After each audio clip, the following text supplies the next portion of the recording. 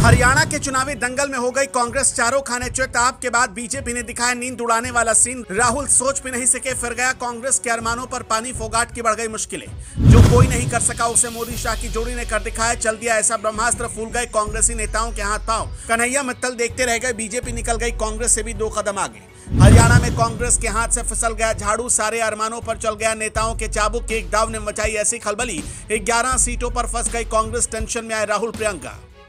हरियाणा के चुनावी दंगल में कांग्रेस को ऐसा झटका लगा जिसने सबको हैरान कर दिया।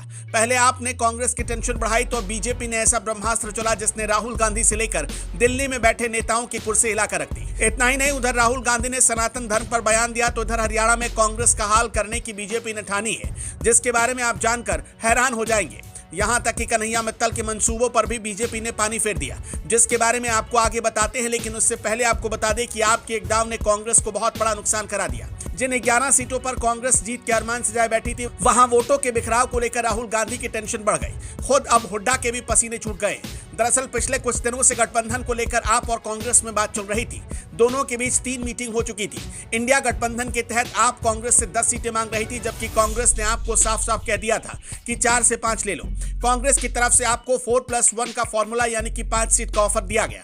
हालांकि 10 सीटों की मांग पर कांग्रेस अड़ी हुई थी, जिस पर मंजूरी नहीं हुई तो आपने चाल चलते हुए अपने उम्मीदवार उतार दिए, जो कांग्रेस के अरमानों पर पानी फेर सकती है। बताया जा रहा है कि जिन हरियाणा की 11 सीटों पर आपने उम्मीदवार उतारे, वहां कांग्रेस पहले ही कैंडिडेट खड़े कर चुकी है। एक रिपोर्ट की माने तो कांग्रेस ने उचाना कला से बृजेंद्र सिंह को टिकट दिया, जबकि इस सीट से आपने पवन फौजी को उतार दिया। मेहम से बलराम दांगी कांग्रेस उम्मीदवार है, आपने यहां से विकास नेहरा को टिकट दिया है। बादशाहपुर से वीर सिंह सरपंच आप कैंडिडेट हैं और कांग्रेस ने सीट से वर्धन यादव को मौका दिया।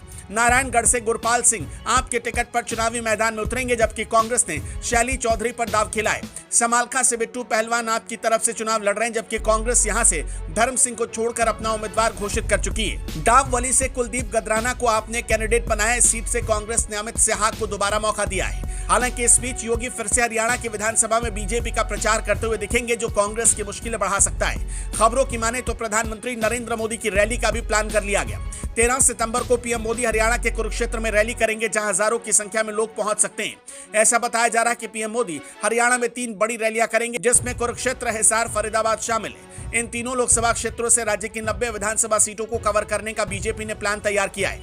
इसके साथ ही खुद अमित शाह पंचकुला, करनाल, सिरसा, फतेहाबाद और दक्षिण हरियाणा के रेवाड़ी, महेंद्रगढ़ या रोहतक में बड़ी रैलियां करेंगे। जीत की हैट्रिक लगाने के लिए बीजेपी ने पूरी ताकत लगा दी है। अगर मोदी, शाह और योगी हरियाणा के सियासी दंगल में रैलियां करेंगे तो कांग्रेस के लिए चुनाव मुश्किल भरा हो सकता है, जबकि आपके अलग होने से पहले ही कांग्रेस अलग थलग हो गई, जिसने फोगाट की मुश्किल बढ़ा दी।